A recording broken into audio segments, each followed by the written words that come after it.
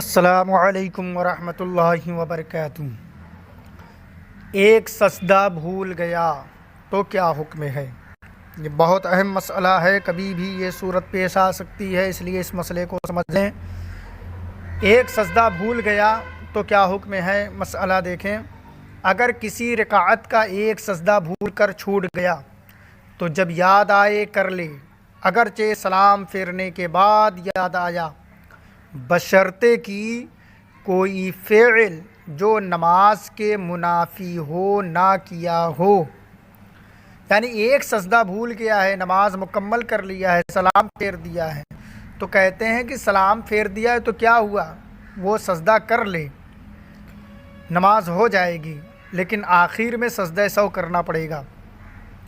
لیکن یہاں پر ایک شرط ہے، وہ شرط یہ ہے کہ سلام پھیرنے کے بعد کوئی ایسا کام نہ کیا ہو جو نماز کو فاسد کرنے والا ہو، نماز کو توڑنے والا ہو، نماز کو روکنے والا ہو، مثلا کھانا پینا، بات چیت، یا وہاں سے گھوم گیا ہو، قبلے کی طرف سے ہٹ گیا ہو، یعنی کوئی ایسا کام نہ کیا ہو جس سے نماز فاسد ہو جائے، اور سلام پھیر چکا ہے تو سلام پھیرنے کے بعد ایک سجدہ کر لے اور سجدہ سہو کر لے، بعد میں نماز ہو جائے گی۔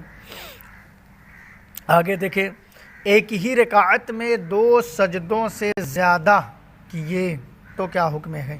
مسئلہ دیکھیں، کسی نے ایک ہی رکعت میں تین سے زیادہ سجدے بھول کر لیے تو سجدہ سہو کرے، نماز ہو جائے گی۔ ایک رکعت میں 3 سجدے کر لیے، 4 سجدے کر لیے، 5 سجدے کر لیے، لیکن شرط یہ ہے کہ بھول کر کے یہ سجدے کیے ہیں تو اب آخر میں سجدہ سہو کر لیں گے تو نماز ہو جائے گی۔ آگے دیکھیے، سجدے میں تسبیح بھول گیا، سجدے میں کم سے کم 3 بار سبحان ربی الاعلی کہنا سنت ہے، 5، 7 یا 9 بار کہنا افضل ہے۔ اگر کسی نے اس تسبیح کو چھوڑ دیا یا 1 یا 2 بار ہی کہی تو اس پر سجدہ سہو نہیں، نماز ہو گئی۔ اگر قصدن چھوڑا تو خلاف سنت کیا۔ تو سجدے کی حالت میں سبحان ربی الاعلی یہ 3 بار کہنا سنت ہے، کم سے کم 3 بار کہنا سنت ہے، 5 بار 7 بار یہ افضل ہے، 9 بار افضل ہے۔ مگر کسی نے کیا ہی نہیں، بھول گیا، تو کہتے ہیں سجدہ سہو کی بھی ضرورت نہیں ہے، نماز ہو جائے گی، یہ ہے کہ خلاف سنت کام کیا ہے۔ آگے دیکھیں، 2 سجدوں کے درمیان وقفہ نہ کیا، 2 سجدوں کے درمیان وقفہ نہ کیا، یعنی 2 سجدے کیے مگر وقفہ نہ کیا تو کیا حکم ہے؟ مسئلہ دیکھیں، 2 سجدوں کے درمیان 1 بار سبحان اللہ کہنے کی مقدار سیدھا ہو کر بیٹھنا چاہیے، لہٰذا اگر کوئی سیدھا بیٹھا نہیں اور دوسرا سجدہ کر لیا تو تعدیل ارکان ادا نہ ہونے کی وجہ سے نماز واجب الاعادہ ہوگی، اور اگر بھول کر اتفاقیہ ایسا ہو گیا ہے تو سجدہ سہو کرے۔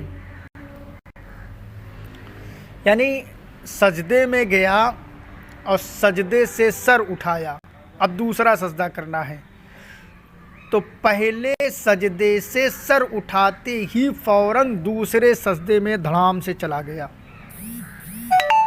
تو یہ تعدیل ارکان ادا نہ ہوا، اس کی وجہ سے اب نماز واجب الاعادہ ہو جائے گی۔ یعنی پہلا سجدہ کرنے کے بعد جب وہ سر اٹھائے گا تو کم سے کم 1 بار سبحان اللہ کہنے کی مقدار اسے بیٹھنا ضروری ہے، پھر دوسرے سجدے کے لیے جانا ہے۔